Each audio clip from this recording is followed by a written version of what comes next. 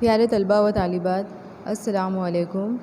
इससे पहले के पीरियड में एसएस में हमने भारत में बरतानवी हुकूमत का उरूज सबक शुरू किया था, जिसमें हमने पढ़ा था भारत की तरफ आने के लिए बहरी रास्तों की दरियाफ्त, भारत में यूरोपीय अक़वाम की आमद और प्लासी की जंग के बारे में मालूमात हासिल की थी। अब उसके बाद बक्सर की जंग के बारे में पढ़ेंगे।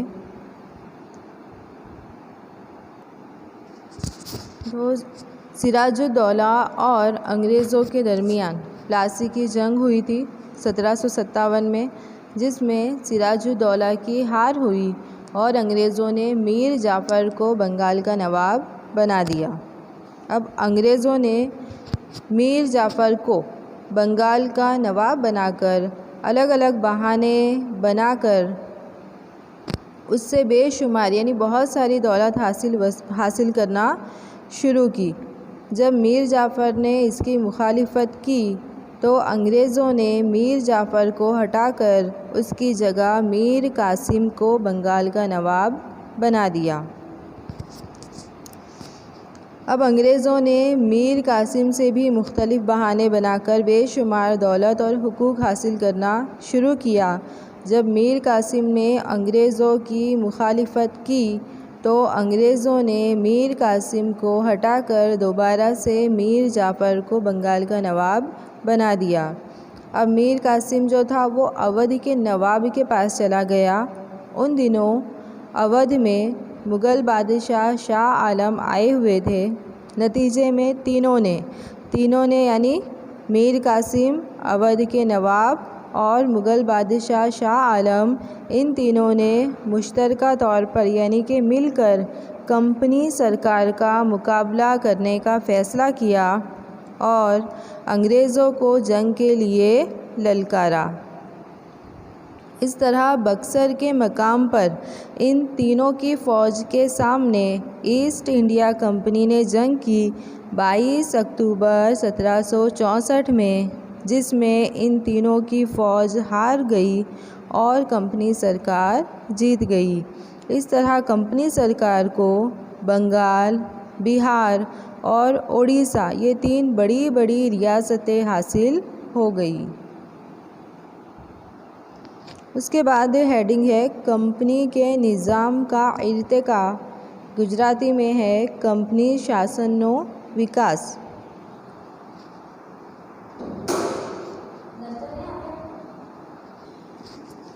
तो ईस्वी सन 1773 में अंग्रेज़ सरकार ने हिदायतकार कानून पास किया। इस कानून की बिना पर जो पहले बंगाल का गवर्नर था, अब उसे पूरे भारत का गवर्नर जनरल बनाने का फ़ैसला किया गया।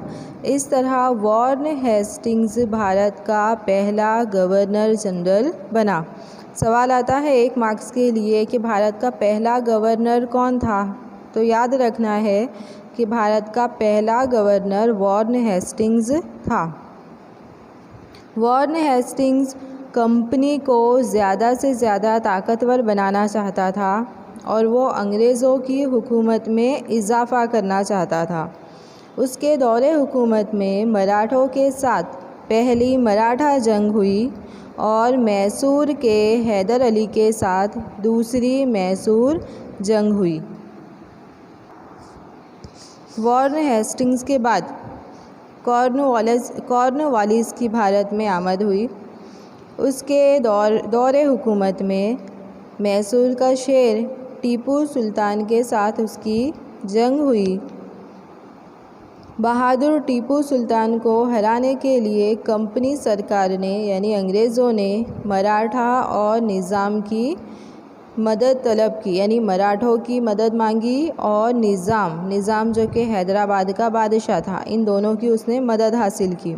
इस तरह अंग्रेज़, मराठा और निज़ाम इन तीनों की फ़ौज ने टीपू सुल्तान के साथ जंग की और उसे हरा दिया।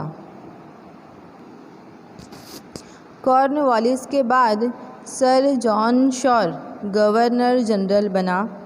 और उसने गैर जानिबदाराना पॉलिसी अपनाई, यानी कि उसके दौर में कोई भी जंग नहीं हुई थी। अब सर जॉन शॉर के बाद वेलेस्ली भारत में गवर्नर जनरल बनकर आया। वेलेस्ली बहुत होशियार था। वो कंपनी सरकार को ज़्यादा ताकतवर बनाना चाहता था, अंग्रेज़ी हुकूमत में इजाफ़ा करना चाहता था, इसलिए उसने इमदादी फ़ौजी मंसूबा बनाया और इस मंसूबे का अमल करके उसने कई सारी रियासतों को कंपनी सरकार में यानी अंग्रेज़ हुकूमत में शामिल कर लिया। अब इमदादी फ़ौजी मंसूबा, इसकी कुछ शराइत है, वो शराइत देखेंगे। ये मंसूबा यानी इमदादी फ़ौजी मंसूबा कबूल करने वाली रियासत को कंपनी सरकार एक तालीम याफ्ता फ़ौज फराहम करेगी, यानी एक बड़ी सी फ़ौज देगी। ये फ़ौज रियासत के दाखिली और बैरूनी हमले से रियासत की हिफाजत करेगी। ये मंसूबा कबूल करने वाली रियासत फ़ौज का सारा खर्च देगी। कंपनी की इजाज़त के बग़ैर रियासत दूसरी रियासत से ना जंग कर सकती है, ना कोई सुलह कर सकती है। रियासत के दरबार में एक अंग्रेज़ नुमाइंदा यानी एक अंग्रेज़ मेंबर रखा जाएगा। दिगर गैर मुल्की को रियासत में नौकरी पर यानी मुलाजिमत पर ना रखा जाए। तो इस तरह ये इमदादी फ़ौजी मंसूबे की तमाम शर्तें थी। तो इमदादी फ़ौजी मंसूबे को कई सारी रियासतों ने कबूल किया था, जैसे निज़ाम, मैसूर, अवध, गायकवाड़, सिंधिया, होलकर वगैरह। ये तमाम रियासतों ने इस मंसूबे को कबूल किया था। ये मंसूबा एक मीठे जहर की तरह था और इस मंसूबे की वजह से वेलेस्ली ने कई सारी रियासत को ईस्ट इंडिया कंपनी में शामिल कर दिया। गवर्नर जनरल वेलेस्ली ने टीपू सुल्तान को इमदादी मंसूबा अपनाने के लिए कहा, लेकिन टीपू सुल्तान ने मना कर दिया, इनकार कर दिया। मंसूबे को कबूल ना करने की वजह से अंग्रेज़ों ने निज़ाम की मदद लेकर 1799 में मैसूर पर हमला किया, यानी टीपू सुल्तान के साथ जंग की। इस जंग में टीपू सुल्तान लड़ते लड़ते शहीद हो गया। वेलेस्ली के बाद भारत में गवर्नर जनरल के तौर पर हेस्टिंग्स आया। हेस्टिंग्स ने नेपाल के साथ जंग की और गुरखों को अपनी फ़ौज में शामिल किया। इसके अलावा इसने पिंडारों के साथ भी जंग की और मराठों के साथ भी जंग की। तो हेस्टिंग्स के बाद विलियम बेंटिक भारत का गवर्नर जनरल बना और उसने साम्राज्य पॉलिसी अपनाई। साम्राज्य पॉलिसी यानी साम्राज्य यानी कि अपना राज फैलाना, तो उसे साम्राज्य पॉलिसी कहते हैं। तो विलियम बेंटिक ने साम्राज्य पॉलिसी अपनाई थी।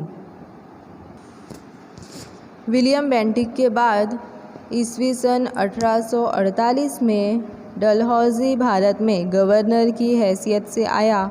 वो कुछ ज़्यादा ही साम्राज्यत पसंद था, यानी ये भी अपना साम्राज्य फैलाना चाहता था, अपना राज फैलाना चाहता था। उसने साम्राज्य पॉलिसी को बढ़ावा दिया और कंपनी